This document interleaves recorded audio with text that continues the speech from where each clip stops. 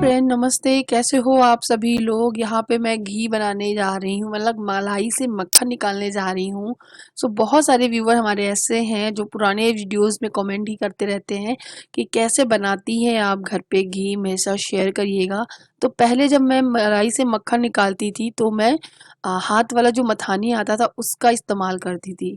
जब मैं सीतापुर में नई नई आई हुई थी, क्योंकि उस टाइम ना हमारे पास मिक्सी ये सब चीज़ें नहीं थी। बस इनकी नई नई नौकरी लगी हुई थी, ज्वाइनिंग हुई थी, तो हम लोग आ गए थे।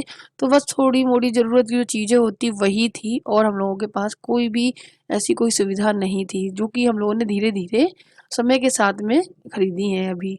तो मैं आप लोगों को बता देती हूँ, पहले मैं हाथ वाली मथनी होती उससे मथती थी। उसके बाद फिर मैंने एक मिक्सी जार ले लिया, मिक्सर ले लिया, जिसमें जार में डालकर मैं मक्खन निकालने लगी थी। और उसके बाद अभी मैंने रिसेंट में ही ये केंट का हैंड ब्लेंडर लिया है, जो कि मुझे काफ़ी अच्छा लगा।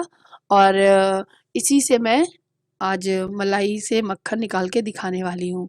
तो नॉर्मली जैसे इसमें प्लगिंग लग दिया गया हुआ है, प्लग इन कर लीजिएगा। और मैंने जो मलाई स्टोर करके रखी थी फ्रीजर में, उसको मैंने बड़े से भगोने में डाल रखा है, जिससे इधर उधर ना निकले।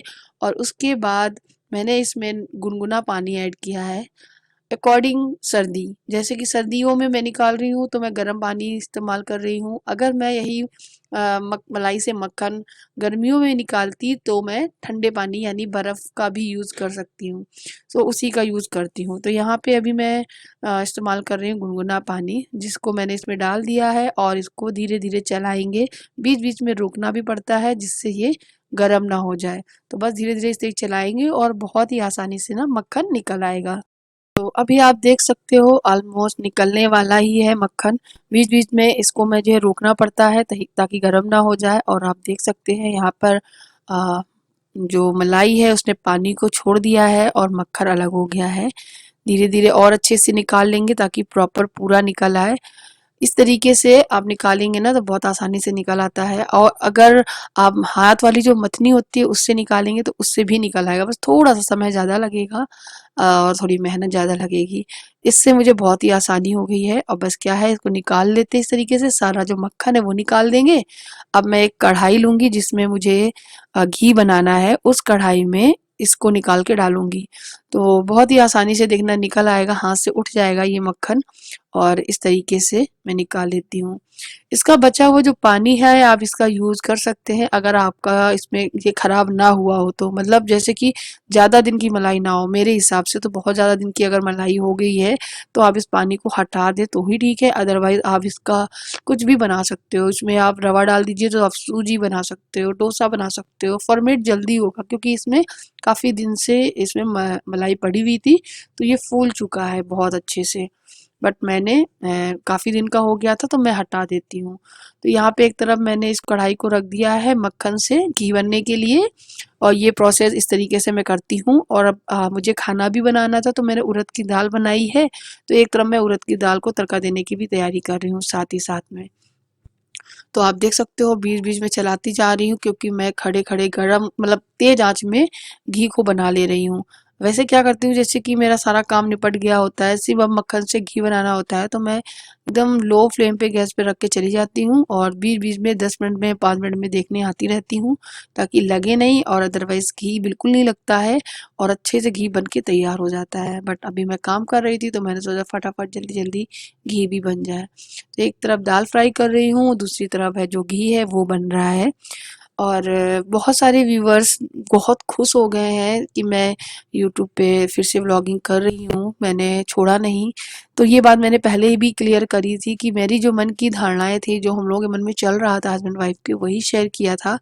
और थोड़ा सा हताश जरूर हो गई थी, निराश हो रही थी, लेकिन आप लोगों का जो सपोर्ट मिला मुझे वो देखकर मुझे और ज़्यादा खुशी हुई। और एक हमारी व्यूवर हैं जिन्होंने अ, उसको मैं बैड कमेंट नहीं कहूँगी, ना ही मैं उनको हेटर कहूँगी। उनकी मन में जो आया वो उन्होंने लिखा, बट मुझे भी ठीक लगा उनका। क्योंकि उन्होंने लिखा था कि मुझे मालूम है आप छोड़ के नहीं जाओगी यूट्यूब, क्योंकि एक हाउस वाइफ को कहीं से भी पैसे मिल जाएं वही बहुत होता है। तो जी हाँ, अगर मैं एक हाउसवाइफ हूँ, आप लोग भी अगर हाउसवाइफ हैं, यूट्यूब के प्लेटफॉर्म पे मैं हूँ, या फिर आप कोई बिजनेस कर रहे हो घर बैठे, या आप घर के काम के साथ साथ अपना घर बैठे एक दुकान खोल के चला रहे हो, तो इसमें कौन सी बुराई है।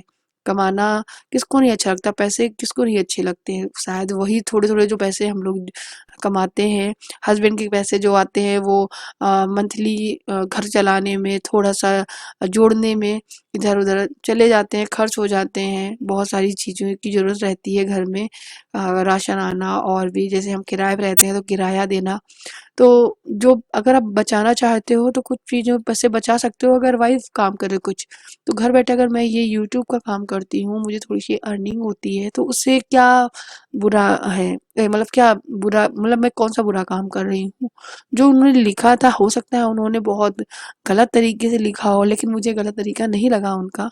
मैं उनको थैंक यू कहूँगी, क्योंकि जब भी वो कमेंट कोई पढ़ेगा तो ज़ाहिर-सी बात है एक हाउसवाइफ को यही लगेगा कि हाँ, मैं भी कुछ करूँ तो मैं भी कमा सकती हूँ। घर पे अगर ये मैं कहूँ कि हाउसवाइफ कुछ नहीं करती तो ये बहुत गलत बात है। जितना काम हाउसवाइफ करती है वो कोई नहीं करता होगा, क्योंकि हाउसवाइफ एक ऐसे मेंबर है जो कि घर के सारे काम, घर को साफ रखना, खाना बनाना, बच्चों को संभालना, घर के और परिवार में कोई मेंबर है तो उनको संभालना, और उसके साथ साथ अगर कोई एक्स्ट्रा काम कर रही है, जैसे कि मैं यूट्यूब या फिर कुछ और काम, कोई दुकान चला रहा हो या फिर कुछ और काम, तो वो बहुत मुश्किल होता है। गुड इवनिंग एवरीवन, कैसे हो आप सब, जरूर बताना। ये है मेरा दच्चू दच्चू दच्चू। और डिस्टर्ब नहीं करो, कार्टून देख रहा है दच्चू मेरा। नो नो नो, डिस्टर्ब नहीं करो। तो आज है फ्राइडे और आज तारीख है 28 जनवरी, और आज मेरा व्लॉग नहीं गया है क्योंकि आज मैंने व्लॉग एडिट ही नहीं कर पाया था और मन नहीं था तो नहीं डाला। और कल जाएगा मेरा व्लॉग, तो आप लोग ज़रूर देखना। फिलहाल ये देखिए, ये मेरे पता नहीं छोटे छोटे से हेयर निकला है नए, यहाँ पे गंजा गंजा सा नहीं होने लगता है, वैसे ही हो गया था। और एक मेरे ये वाइट बाल भी दिख रहा है, बस यही एक ही दिखता अकेला। और ये छोटे छोटे से बाल निकलने लगे, यानी हेयर ग्रोथ होने लगी है। हाँ, अभी मैं रिसेंट में एक ऑयल है मेरे पास हेयर ग्रोथ के लिए, वही अप्लाई कर रही थी, शायद उसी से असर हुआ हो, पता नहीं, कुछ कह नहीं सकते क्योंकि हम तो तेल बदलते रहते हैं। और अभी शाम के बज रहे हैं 6, हम लोग चाय वगैरह पी चुके हैं, कंबल लेके बैठे हैं अभी भी, और यही सोच रहे थे कि खाने में क्या बनाए। तो ये डिसाइड हुआ है कि हम खाने में बनाएंगे आलू के पराठे। आधे रिमोट कहाँ है? ये भैया का ऐड आ गया ना तो वो चिचड़ा रहा है। तुमने खिलौने लगा लिए? लग तो गए तुम्हारे खिलौने। और आद्या अपना किचन सेट सजा रही है, सो वो खेलने जा रही है। ये रहा आद्या का किचन सेट, पुराना वाला। नया वाला दक्ष जब जग रहा होता है तब नहीं खेलती है, जब दक्ष सो रहा होता है तब खेलती है, कहीं दक्ष ले ना ले।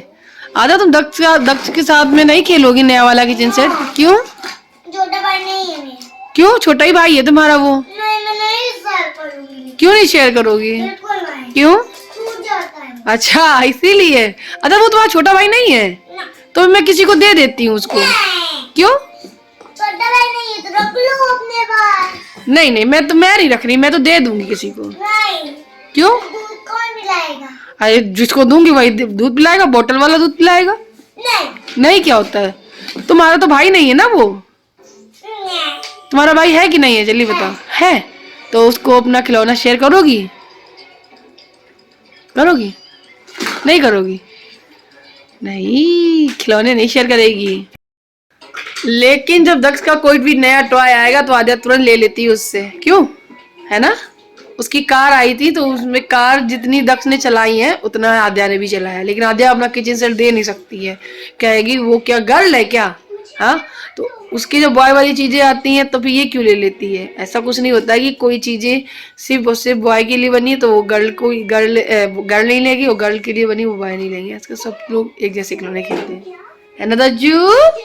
दज्जू बोलो गुच्चा गुच्चा हो, दज्जू बता दो गुच्चा गुच्चा हो तुम, मुस्कुरा रहे हो तुम तो। हाँ।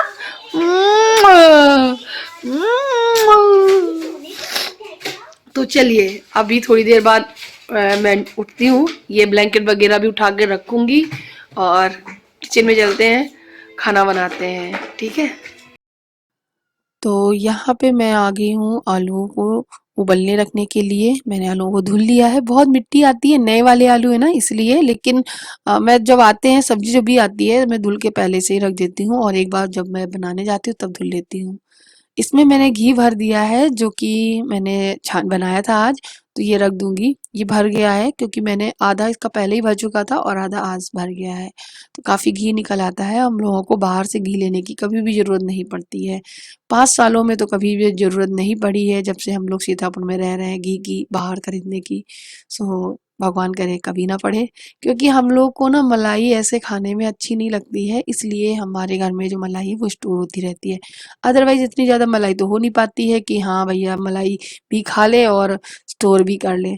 और अभी मैं बनाने जा रही हूँ हरी वाली चटनी यानी ग्रीन चटनी, जिसके लिए मैंने मिर्ची निकाली है। कुछ मिर्ची लाल हो गई थी तो मैंने सोचा चलो इनको भी चटनी में डाल देंगे ना तो कोई फ़र्क नहीं पड़ेगा, क्योंकि हरे धनिये से वो हरी ही दिखेगी। यहाँ पे आध्या आई थी मुझसे कहने कि मम्मी रूम की क्लीनिंग मैंने कर दी है, प्लीज़ देखो चल के। सो वही मैं भी जाऊँगी, मैंने से बोला अभी मैं आ रही हूँ, तो यहाँ पे मैं धनिया निकाल रही हूँ।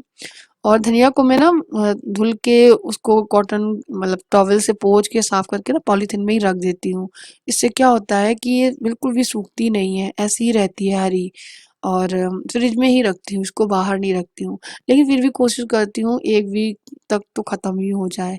और नहीं तो फिर येलो होने लगती है, सड़ती तो नहीं है, येलो हो जाती है। यहाँ पे मैं टमाटर डाल रही हूँ, थोड़ा-सा मैं ज़ीरा भी ऐड करूँगी और नमक भी ऐड करूँगी थोड़ा-सा, और इसमें आमचूर पाउडर भी ऐड करूँगी क्योंकि बिना आमचूर पाउडर मुझे नहीं अच्छी लगती। आप नींबू का भी इस्तेमाल कर सकते हो।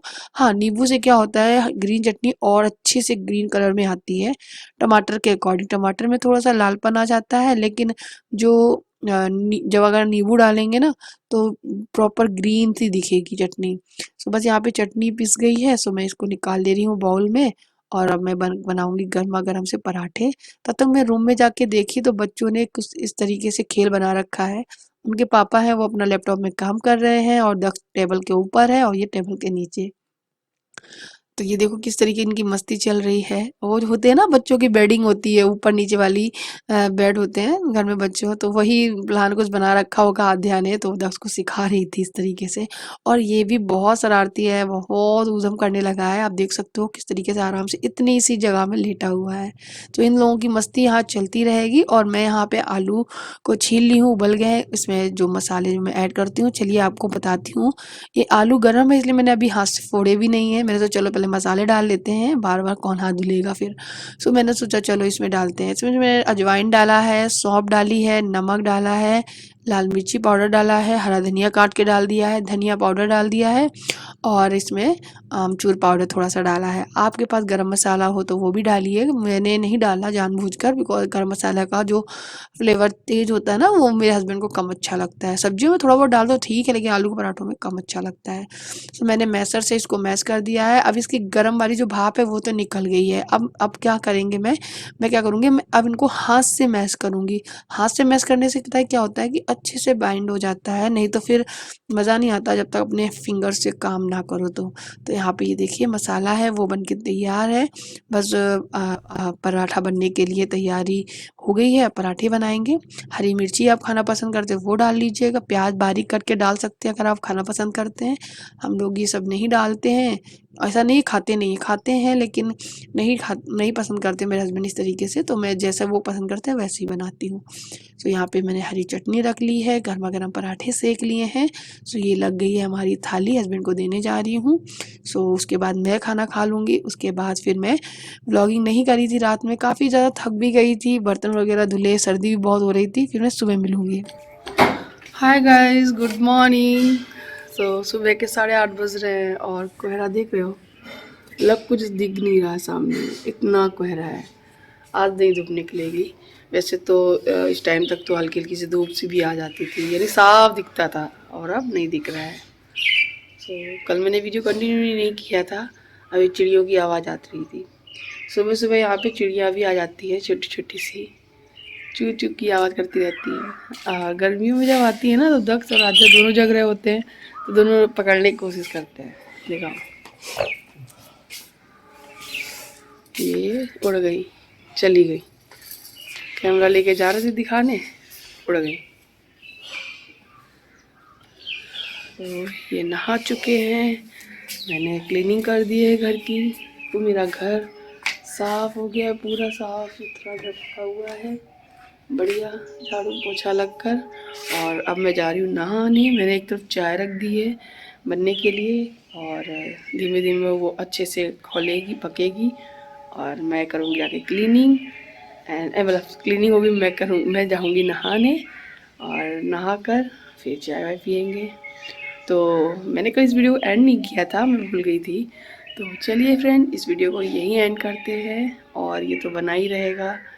पता नहीं चलता है एक दिन कैसा रहा, उसका दूसरा दिन भगवान कैसा दिखाए, किसी को नहीं कुछ पता रहता है।